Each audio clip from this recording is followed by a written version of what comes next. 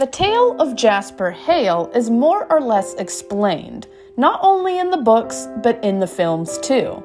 Despite this, there are still details which are glossed over, which in turn help the reader to better understand why Jasper is the way he is. With his honey locks, battle scars, and a self-control problem, he's not hard to forget. He's also popular in his own right. In my household, some of us are not so much Team Edward as Team Jasper. Before we continue, I'm Riley and this is Otherworldly Fiction. On this channel, I nerd out over books, fantasy stories, and writing. If any of this appeals to you, consider subscribing. I post on Fridays, and I'm not ashamed to admit that vampires are a special interest of mine. Jasper was born Jasper Whitlock in the year 1844. At the age of 19, he was transformed into a vampire in the year 1863. As with other members of the Cullen coven, he has degrees, with his subjects being philosophy and history. Of course, earning these wasn't easy, given the proximity he had to share with so many delicious human beings. One can only hope that the 2020s have made Jasper's life easier by allowing him to attend class online sans sentient snacks. Jasper loves to read, and he has a tactical viewpoint, which makes him exceptional in both planning battles and handling business transactions. The family relies on Jasper to procure fake IDs. While the other members of the coven drive fancy cars, Jasper breaks the mold by driving a silver Ducati motorcycle. Jasper's story began in Houston, Texas. Not yet 17, Jasper pretended he was older so that he might enlist in the Confederate Army. Something of his talent manifested when he was human, enabling him to not only join the army, but to receive promotions at a quickened rate. People assumed it was just charisma, and Jasper excelled where older men hadn't. Furthermore, Jasper's charisma, as he believed it to be, allowed him to more easily empathize with others. When the Battle of Galveston began, Jasper was, by that point, the Army's youngest major, even without people realizing his actual age. Jasper was given the task of evacuating Galveston refugees to Houston.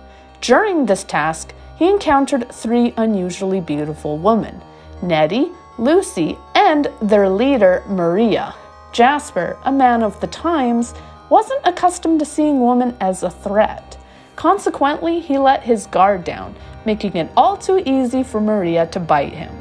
Maria chose Jasper for practical reasons. His rank offered proof of his military prowess, and his natural charisma, even as a human, had been an asset. Finally, Jasper was a skilled fighter. Maria needed a general of her own, given that she too was fighting a war. Jasper quickly became an essential piece in the army she was creating.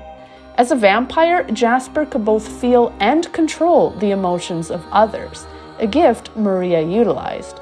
Jasper also functioned in a leadership role, controlling the newborn vampires Maria recruited. Newborn vampires are the most challenging to guide.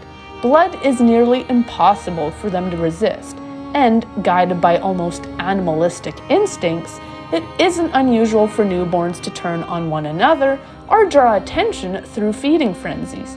Jasper's ability was integral in calming these wild vampires.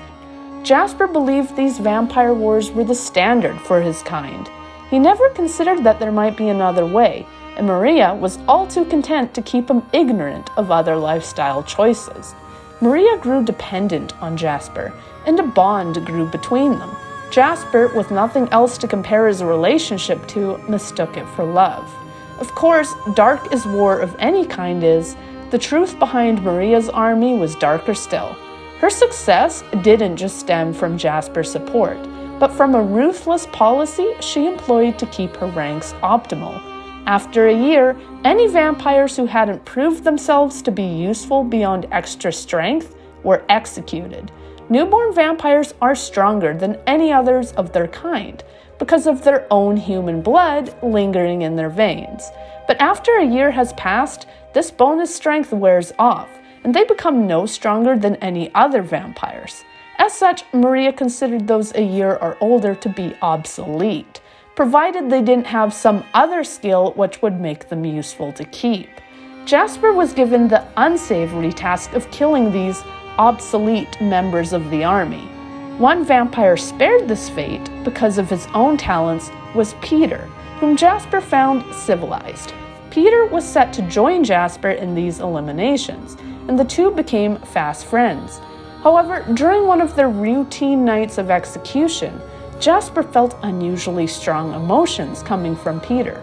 When Jasper called the name of a newborn known as Charlotte, Peter betrayed terror and anger. As it turned out, Peter and Charlotte were mates, and when Peter urged Charlotte to run, she did so. Peter followed after her, and Jasper allowed the mates to escape. Jasper was not without feeling. In fact, he felt too much, which made his assigned chore especially difficult for him.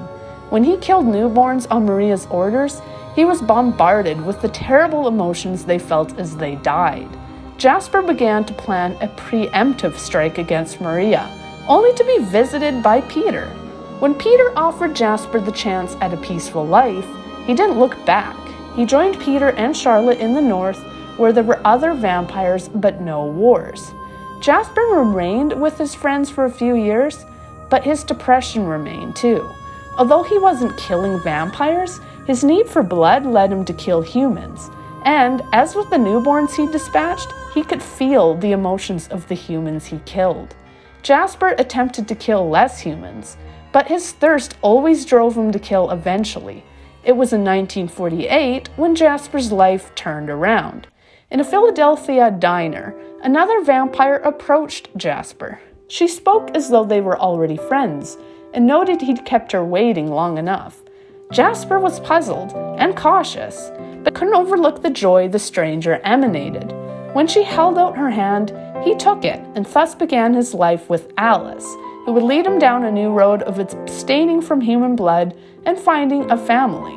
For 2 years, with Alice as his guide, Jasper practiced drinking the blood of animals. In 1950, Alice deemed that it was time, and she led Jasper to the family of vegetarian vampires she described.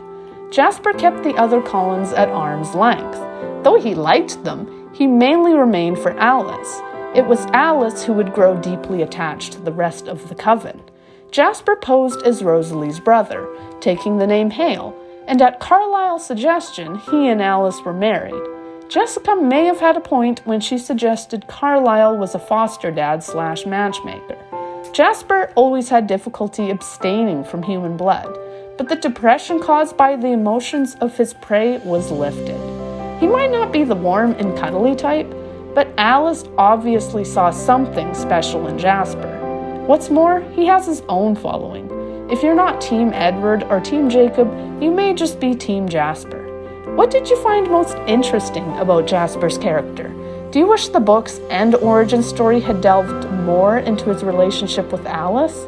Let me know in the comments. And if you enjoyed this video, like and subscribe. Thank you for watching, and happy reading.